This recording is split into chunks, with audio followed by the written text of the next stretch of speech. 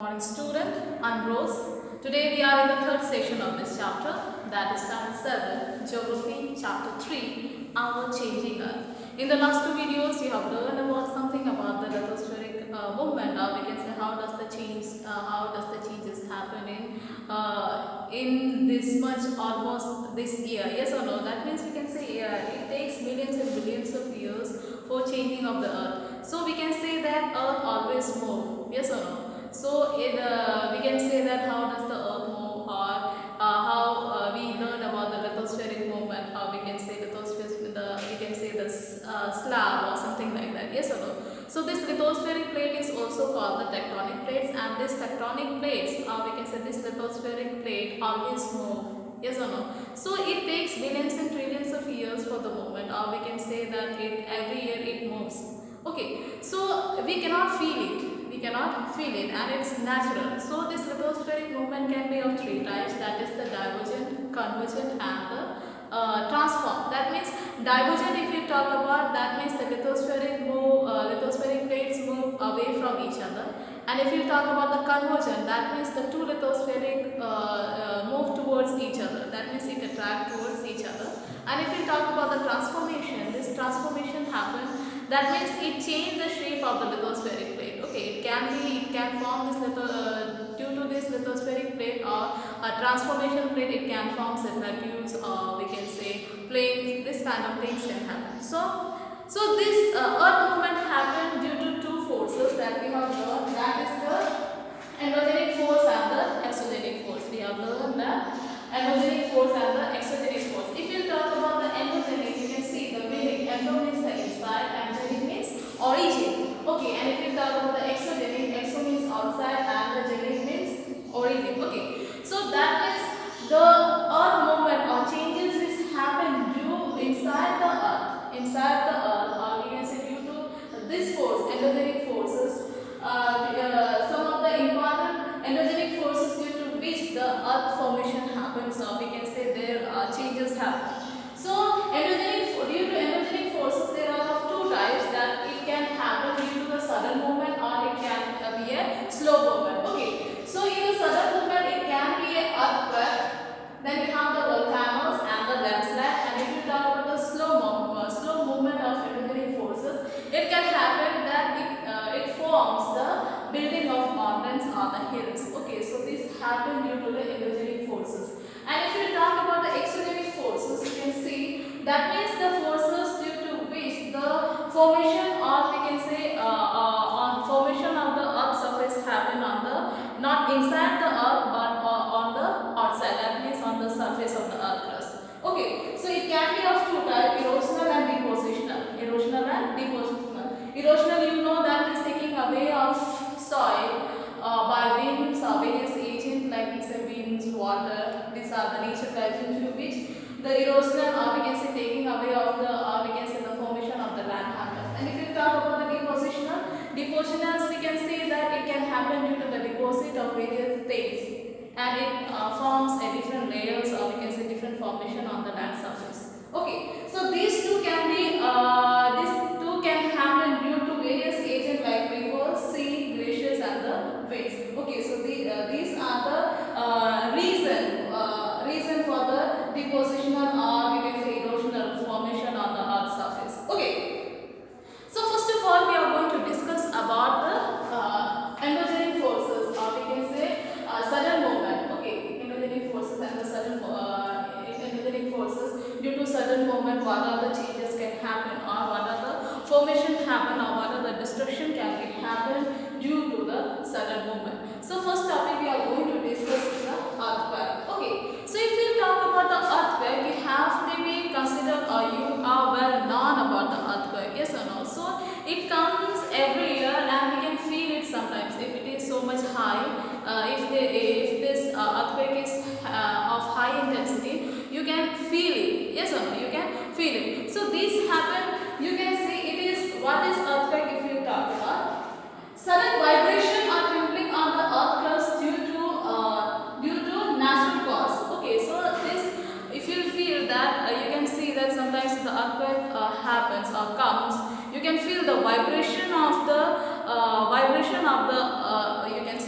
wall, or we can say you feel it sometimes. Yes or no? Vibration or trembling of the earth surface, you feel it. Okay, so this trembling or vibration happen due to the sudden movement of lithospheric or tectonic plates. Okay, so this happens when sometimes the lithospheric moves.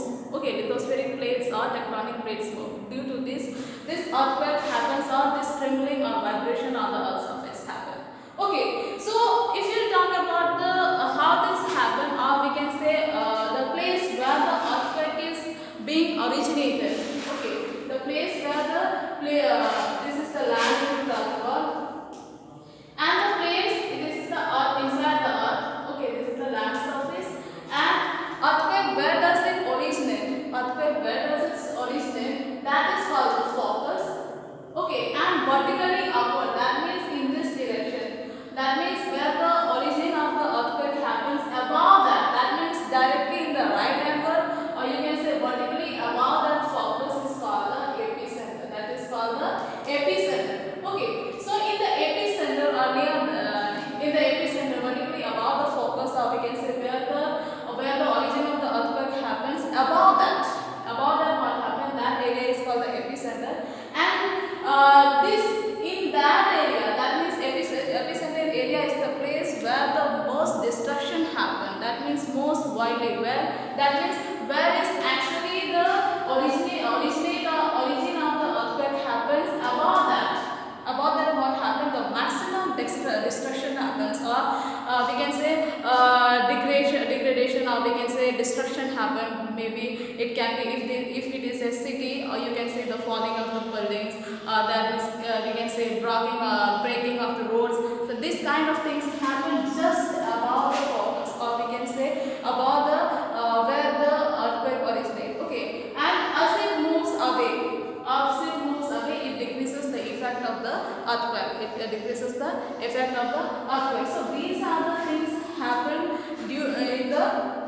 in the earthquake. Okay, so the place where earthquake originates is called the focus, and place vertically above the focus where effect can be seen is called the epicenter. Okay, and this earthquake, what we call one type of wave it produces, which is called the seismic wave. Okay, which is called the seismic waves. Okay, so that means it can be horizontal, it can be vertical. Okay, it can be horizontal, we can say it can be a horizontal, it can be a vertical. Okay, so this wave which is being produced by the earthquake, that is called the seismic wave. That is called the seismic wave, and the instrument which is being instrument through which the seismic wave is being measured, that is called the seismograph. That is called the seismograph. Okay, and the study of seismic wave is called the seismology. The study of seismic wave is called the seismology. And this intensity, that means how much high the waves are, or we can say how much strong the waves are. This energy, or the energy produced by the seismic waves or the earthquake, is measured by one more scale, that is called the Richter scale. That is called the Richter scale. So due to this Richter scale, the intensity, or the what is the amount of the wave, or we can say how much hazardous, or what is the intensity of the earthquake or the seismic wave is being measured by the Richter scale. And this Richter scale is being what we call being discovered by the Charles F. Richter. Charles F. Richter. Charles F. Richter. Okay, this is the scientist who discovered the Richter scale for the measurement of the intensity of energy of seismic wave. Okay, so if you talk about the prohibition, as we know, this is earthquake is one of the hazardous, and it brings so much destruction on the land surface or the earth surface. First, this you have to be so much well aware of that, or we can say the people who study about this and know about this should always make the people aware of that, what to do when the earthquake comes. Yes or no? So, for example, where the maximum earthquake comes, like you can say when for example, in the northern side of India, then you have the Japan. There are various places where the what we call maximum amount of earthquake comes. Okay, so in this area, or we can say in this area, the people should be well aware, or the government should make aware they should build the house of earthquake resisting building. Okay, that means we can say the building that can resist the earthquake, that kind of building should build, we can say house should be built on that area. Another is that people should create a awareness about that what should be done when the earthquake comes, and what should do if you are trapped inside the house, or if you are trapped inside the building. So most important thing is that when you are trapped inside the building, you should always go under or go inside the wooden table or we can say corner of the door. Okay, it is very helpful that you can be protected by this, and you should not be near the glass windows or in the kitchen, or we can say in the bathroom or something like that, where you cannot come out. Okay, so it is easy when you are trapped due to the earthquake inside the building or inside the house. You should always go inside the wooden table so that you can be well protected by that. Okay, another is that people should that means in this area they should always have, that means people should always run out of the home when the earthquake comes. So this may give you a proper way of prohibition or prevent you from the maximum harm. Okay, so in the next topic we are going to talk about the volcanoes, another important movement, or we can say important endogenic forces, which is called the volcano. Volcano is also one type of endogenic forces, okay, which is originated inside the earth crust, So if you see the volcanoes, you can see the diagram of. If you see the diagram, I'll just draw the diagram. How to draw the diagram, you can even see it. Okay, so this is one type of a hill type of, you can say hill type of it is being present. It is naturally present. Okay, it is naturally present, and it is being connected by the inside the earth crust, which is called this is being connected by a magma chamber. This is being connected by a magma chamber. This is the place which you see. This is called the magma chamber. Okay, so it has various parts. You can see it. It has various parts due to which you can see. I am drawing this diagram. You can see it clearly. This is the ashes which comes out during the eruption. This is the ashes which comes out during the eruptions. Okay, and this is the vent. This is the vent. This is the crater. This is the cloud of ash. This is the magma. This is the magma chamber. You can see.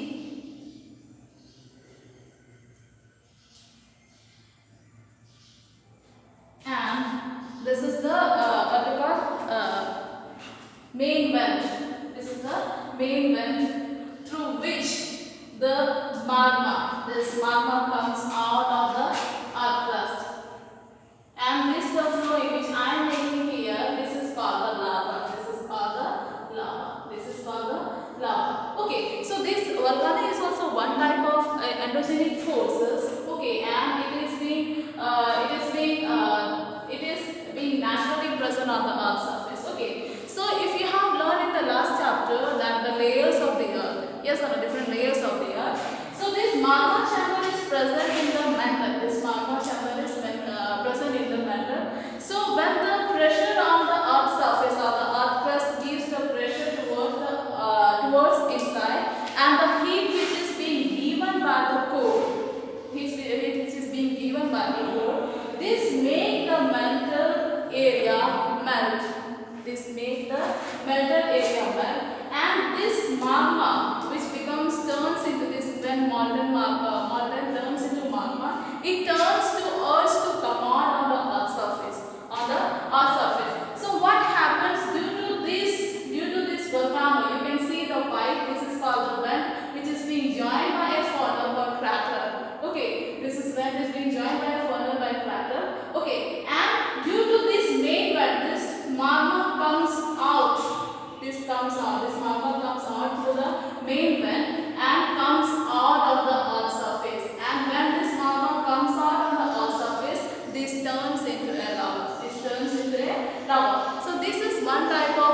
endogenic forces, and it what we call it is natural cause. It is a natural cause. Nobody is aware when these volcanoes can be erupted. Okay, nobody is aware. Okay, so due to that, that is why it is considered as a sudden movement. It is considered as a sudden movement. And if we talk about the slow movement, how it happens, or we can say how it happens, or how it builds the mountains. Okay, so if you talk about the sudden movement, you can see slow movement. It is not called the sudden movement, it is called the slow movement. It is of two types of movement it happens. That is, one is vertical movement and another is the horizontal movement.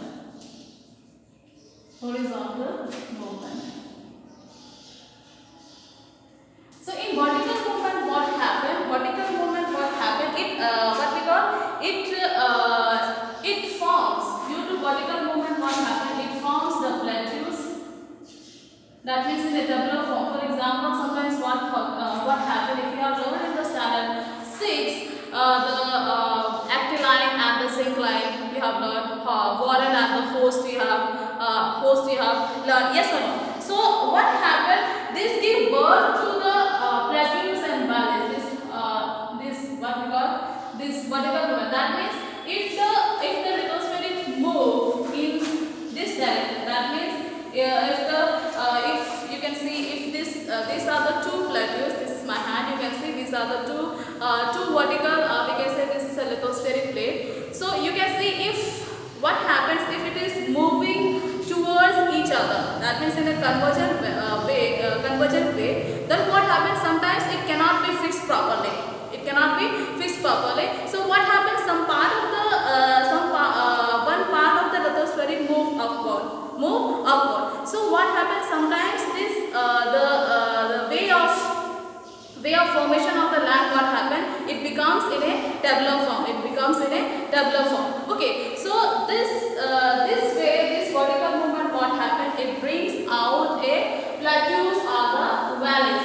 And if we talk about the horizontal movement, it happens this type of movement, you can see this type. This is called the faulting and rifting. This is called the faulting and faulting. This is called the folding. And this is called the faulting. Okay, so this kind of movement, this is called the anticline. Right, this is called the syncline. Okay, and this is this type of movement. You can see, okay, this is called the host and this is called the warren. Okay, so this is how you can see the formation. You can see this is the folding and faulting, due to which it forms the mountains and the valleys. Mountains and the rift valleys. Okay, so this is how does the formation of the slow movement happen. Okay, so it gives vertical movements form the plateaus and the valleys, and horizontal movements give the mountains and the rift valley. For example, you can see the Mount Everest. Mount Everest is one type of rift mountains. Then we have the plateaus. If we talk about the Deccan Plateau. Okay, so these are how the formation of the earth happens due to the endogenic forces. So this is how due to this movement, how the formation of the earth's surface happen. Okay, in the next topic I will talk you about the exogenic forces. Thank you for now.